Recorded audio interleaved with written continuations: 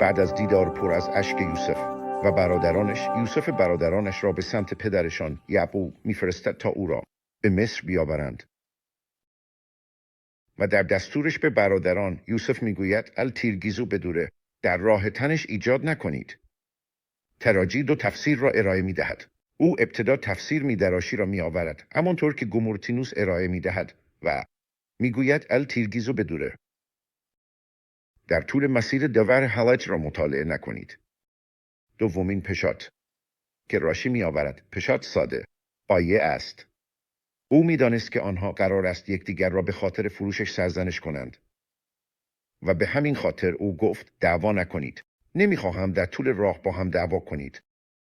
تمرکز باید بر روی آوردن پدرم باشد. به حاشیه نروید و در مورد اینکه چه کسی مسئول ماکی راست دعوا نکنید. اما جالب است که او ابتدا تفسیر میدراشی را میآورد. او نمیگوید که به هلاخا نپردازید که خود این نیاز به توضیح دارد، همانطور که خود تلمود میپرسد. ما در واقع یک میتسوا داریم. او قرار است در طول راه به مطالعه تورا بپردازد. این یک شمیرا است. مردم در همه زمانها به مطالعه تورا مشغول هستند، پس چرا در این مورد خاص به مطالعه دوور هلاخا نپردازند؟ راشی با این توضیح پیش می رود. ما می دانیم که در کلی راشی، وقتی که راشی را در پارشا مطالعه می کنید، حتی زمانی که یک میدرش را می آورد، راشی واقعا بر روی پشوتو تمرکز می کند. مایکرا و آنها معمولاً دو توضیح هستند. پیش رو دم کبوتر درش تا به ما درک بیشتری از پشه نیز بدهند. اغلب می‌بینیم افرادی که احساسات منفی نسبت به یکدیگر دارند، هنوز هم می‌توانند به طور مدنی با هم کنار بیایند و به یکدیگر به طور محترمانه رفتار کنند.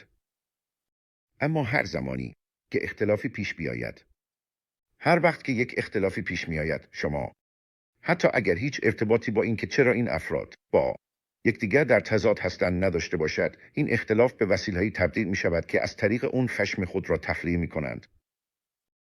بسیار پیش می آید که موضوعی که به عنوان وسیله‌ای برای تخلیه خشمشان استفاده می شود، موضوعی معنوی است. این به این معنی است که وقتی می توانید ناراحتتون را به گونه‌های بیان کنید که انگار برای خاطر آسمان است، به شما اجازه می دهد که حتی بیشتر عصبانی شوید. هر چقدر که موضوع برای خاطر آسمان باشد، مسئله جنجالی تر می شود. ما این را در سیاست‌های مدرسه و سیاست‌های شغل می بینیم. یوسف آگاه است که برادران به خاطر ماکی را احساسات منفی نسبت به یکدیگر دارند و لذا به آنها میگوید راشی اسرائیل وارد بحث حلاچی نشوید، زیرا بحث حلاچی میتواند داغ شود و سپس این میتواند راهی باشد که از طریق آن احساسات منفی و سرزنش‌های خود را به یکدیگر تخلیه کنید. بنابراین دو پشات، میدراش و پشات، واقعا یکی و همانند هستند.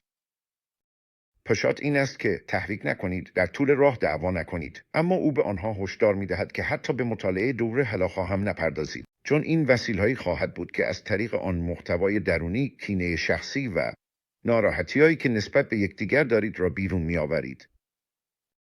متاسفانه استفاده از هلاخا به عنوان ابزاری برای پیشبرد اهداف شخصی و حمله به کسی در بسیاری از جوامع امروزی رایج است.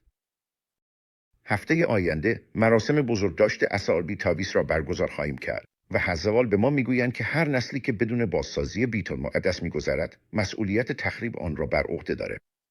حالا خداوند به ما قدرت و حکمت بده تا به عنوان یک واحد متحد شویم، برنامه‌های شخصیمان را کنار بگذاریم و بدین ترتیب آمدن مسیح را تسریع کنیم.